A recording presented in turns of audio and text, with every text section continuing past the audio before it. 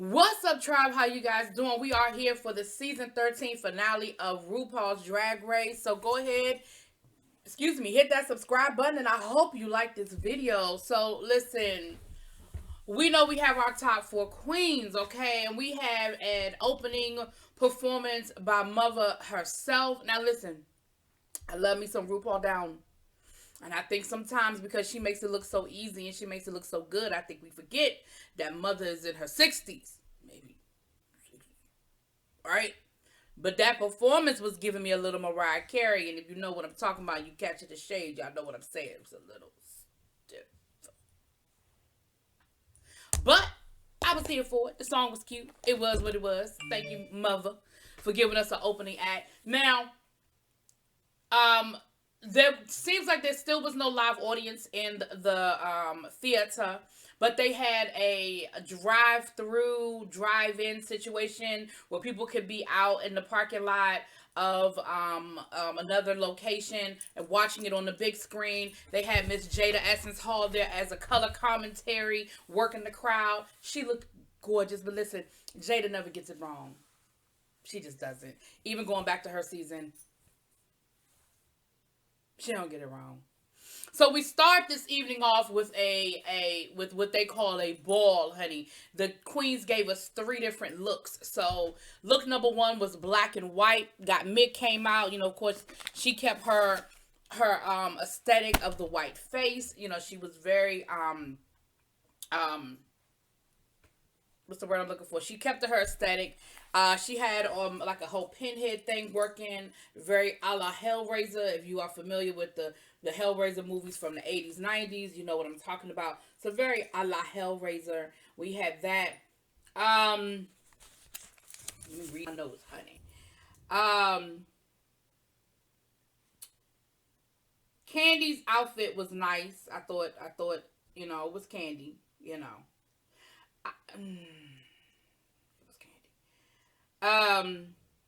Rose had a whole My Fair Lady thing going. As soon as I saw it, I knew what she was giving me. She was giving me, you know, Audrey Hepburn, My Fair Lady. I believe that was Audrey Hepburn, My Fair Lady, with the umbrella and everything. Had the hat with the bow. And poor thing looked like she could barely walk. It had like a mermaid thing working, so it was really, really tight to the bottom. And I was like, ma'am, can you even walk in your dress? It looked like she was barely getting down that runway. But I saw what she was giving me in it. Then that damn Simone came out.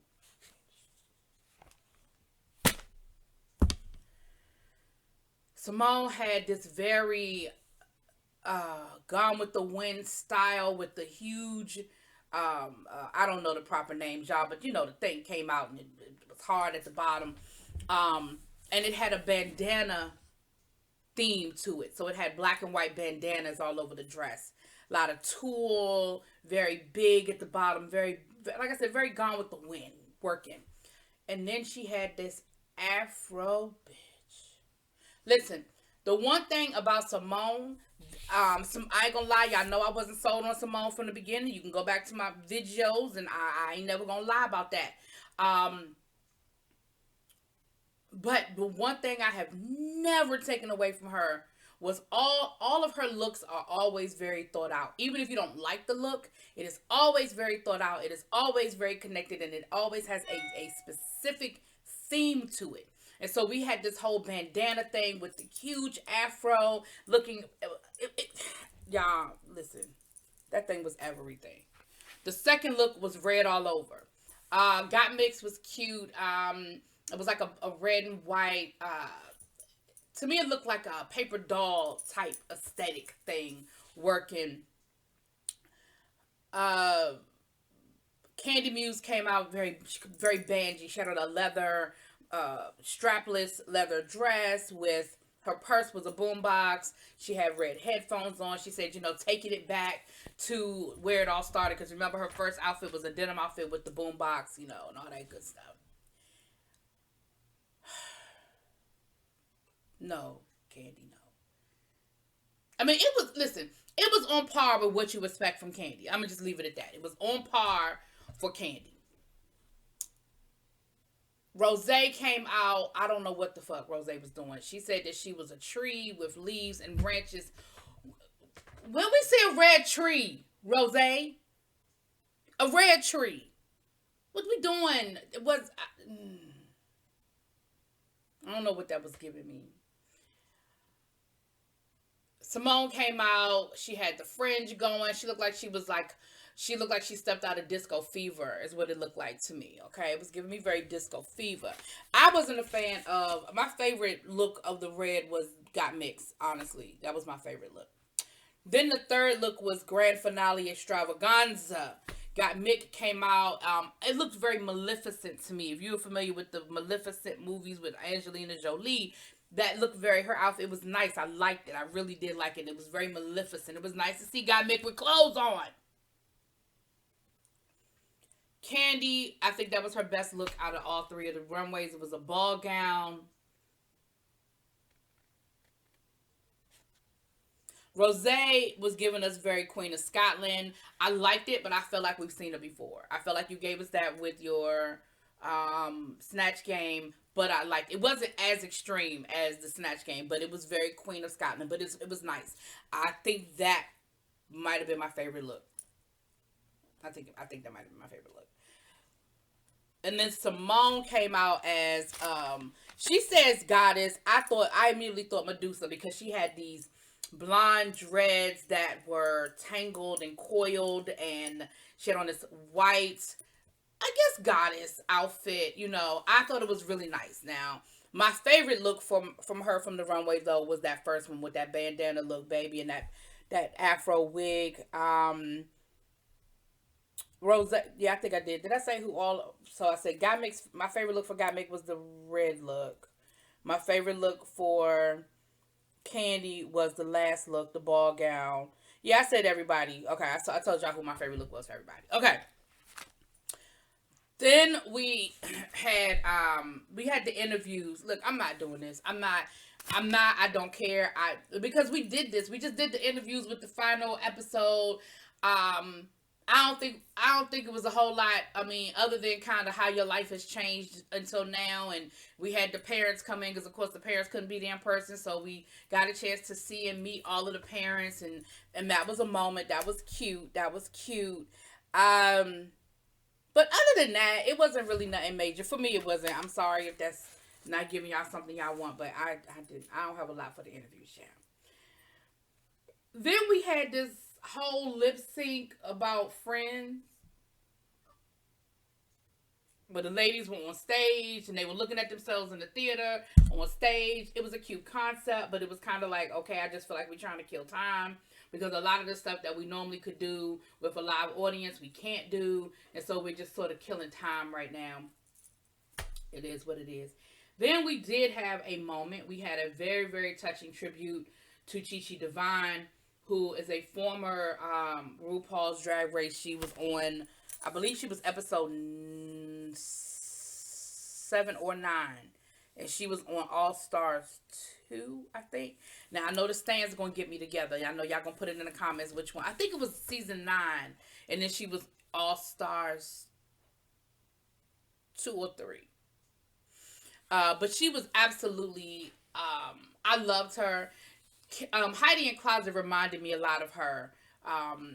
Just that down home, always smiling, wasn't quite ready for the stage. Like the first time she was on there, the biggest complaint was that her runway looks weren't on the level, that weren't elevated enough, which is why I get so frustrated when I see the people like Candy make it to the top, because I'm like, but queens who were just as talented or more talented didn't get there because of their runways. And I feel like Candy's runways aren't there.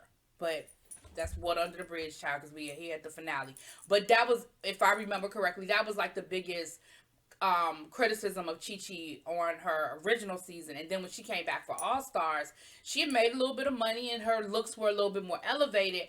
However, I believe All Stars, I think she got in her own head because, you know, you are among the top of the, you know, you're it's a little different and it can be very intimidating. And I think she kind of got in her own head a little bit, but talented, she absolutely was. Loved, she absolutely was. She was a sweetheart. And we know that she passed the last year. And so I can appreciate the tribute. We saw people like Bob the Drag Queen, people from her season. Kennedy Davenport, I believe they were in the same house. So we saw her speak and so forth. And so that was great. Then, did we do Miss Congeniality after that? Or was that later on? That was later on. Okay. So we finally get down to the lip sync showdown. Mom. And Mommy. Oh, sorry, y'all. Mommy. Huh? We finally get to the lip sync showdown, and the ladies are there waiting for and they spin the wheel. Now, in past years, the person who goes first has been able to choose their opponent. But this time, they're not letting them choose their opponent. They're going to spin the wheel twice. So, it came up Candy, and then it was Rose. So, we got Candy lip-syncing against Rose. And it was a Britney Spears night because all of the lip-sync songs were Britney Spears songs. So, all of them were Britney Spears songs. So, we had Work Bitch by Britney Spears.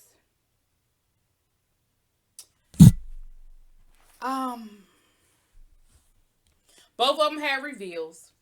So, we saw that. Both of them had a reveal. Rose's reveal, she was revealed into a rose colored, like a pink gold or rose colored bodysuit, which I don't think did her any favors. Not that it was an ugly bodysuit, but the color with her skin complexion and makeup and hair, it just fleshed it out. Like it didn't pop. Like I get it, you were maybe doing a color connection, rose, but it didn't pop. And so you did this reveal, but there was no to it. It was just kind of like, oh, okay. And then Candy did a reveal, and it was a reveal into a bodysuit. And again, Candy, we have seen you in 5,672 bodysuits. So, again, there was no to it. It was a, oh, okay. All right. As far as the song itself, I feel like Candy had choreography in her mind, either choreography that she absolutely put together or choreography in her mind that she put together. And there were lulls in the choreography. And y'all know how there are times when Candy gets this blank look on her face when she's performing. It was that. And so I was kind of like, are you with us? Are you not with us? Are you trying to remember your 8 count? What's going on? And I felt like Candy sort of got lost somewhere in her performance. However, Rose got lost from the camera because Rose, for whatever reason, the cameramen were not staying with her. And I felt like Candy got more of the camera time than Rose did.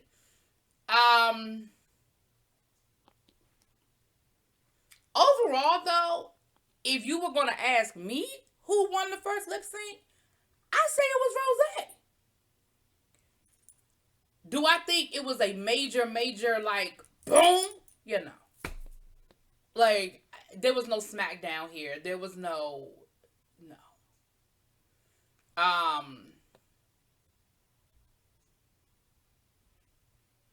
Yeah, there was no major smackdown.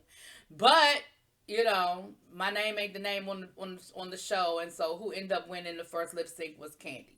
So Candy is officially a top 2 finisher for RuPaul's Drag Race. Rose, sashay away. We will see you somewhere down the line. If we get to go on tour, we're going to see you on tour, okay? And it almost looked like it was a New York versus LA thing because, of course, now automatically it becomes Gottmik versus Simone.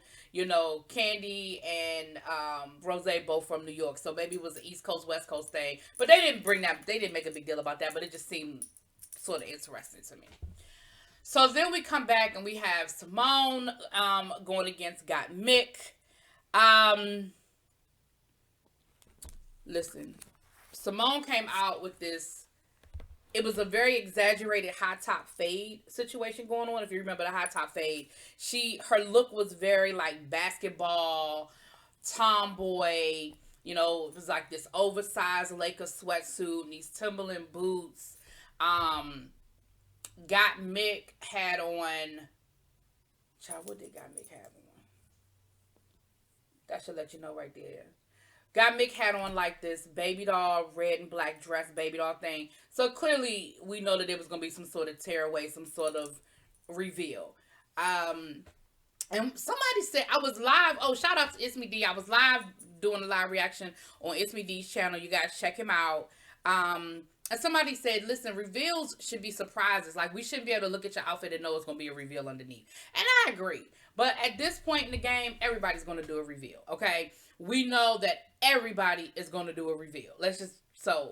Ain't no need even pretending like we're going to, hide it. We know they're going to do a reveal. But they did Give Me More by Britney Spears. And listen,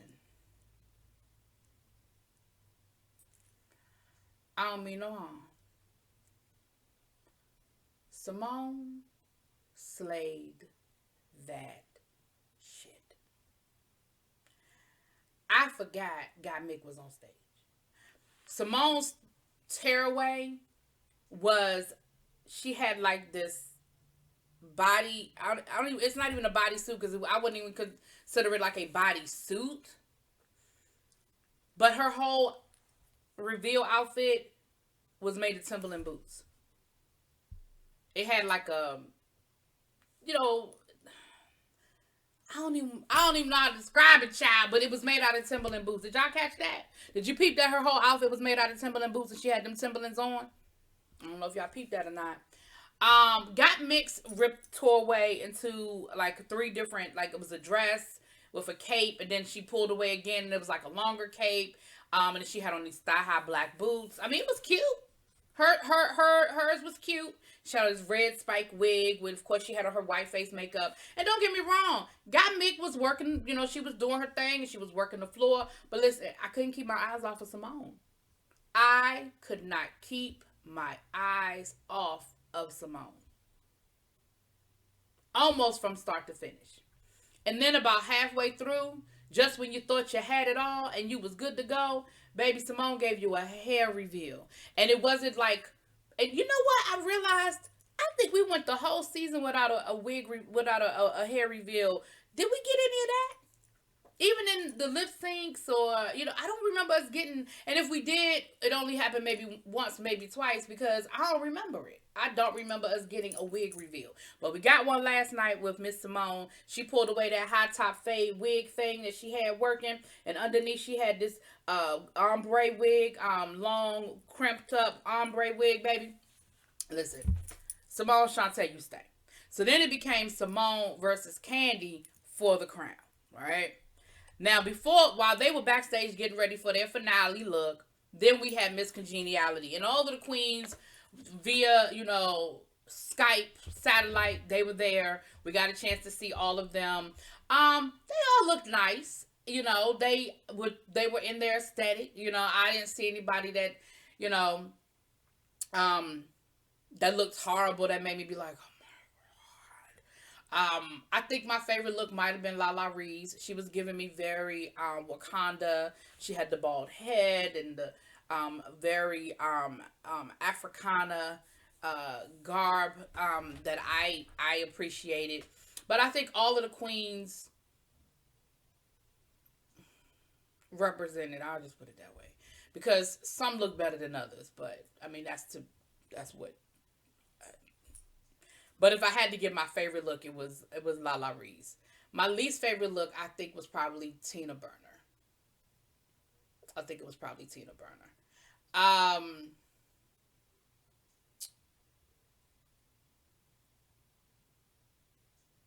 was I going to say? Oh, so Miss Congeniality went to Miss Lala Ree. So she gets the prize for Miss Congeniality. And what we found out is that all the queens are going to get $2,000 because they were like, listen, for all that y'all done been through, and thank you for entertaining us through this pandemic, here it is. And we know that y'all ain't been out to work, been able to work, so it ain't a whole lot, but let's give y'all a little something. Of course, Miss Congeniality was presented by the former Miss Congeniality, which is Miss Heidi in Closet. Now, upon her immediate arrival, I liked her look, but the longer she was on stage, the less I liked it.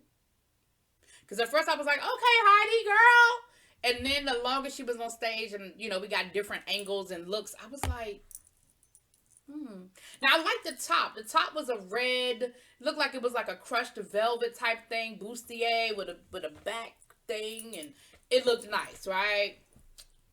And it had this yellow at the bottom with these thorns coming off of it. I mean, she was supposed to be a rose, right?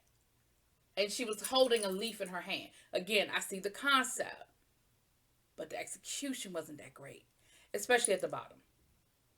Anyway, but y'all know I love me some Heidi, and I'm here for it, and I hope to see these queens on stage, okay?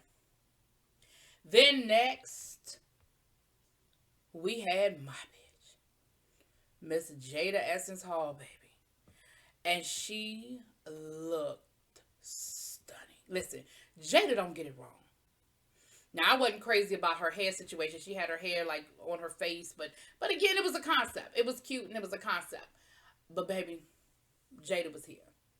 And she was here to pass on her crown. And we got to talk to her for a few minutes. And even though she, didn't have the conventional year to reign, she said she was in Rihanna's runway show for her Fenty brand, for her Savage brand, excuse me. And that she was able to do some other things. I mean, of course, it wasn't as much, but she's looking forward to, being able to travel more. She said she did do some traveling this year, but she looked good, okay? So then we had the final lip sync came down to Kandi had on a white bodysuit. Cute. It was Kandi. It was cute, White bodysuit. She was cinched, honey. She had on the black wig and black shades, and she had this whole, like, Robotronic-like vibe. Then we had Simone. She had her hair poofed all the way up. And I said, now, the one thing I know about Simone is not a one-trick pony. So I know that just because the hair was doing this, I was like, we're not going to get another hair reveal. Because that's not what, she's not going to give us that. She's going to give us something different, right? But it was like those faux locks up into, like, this huge thing. And she had on this long black cape, very Matrix style. And so, of course, we know she's got a reveal because she's got the whole cape thing working. So, of course, she's got a reveal. And they performed again. Like I said, it was another Britney Spears. Till the World Ends by Britney Spears.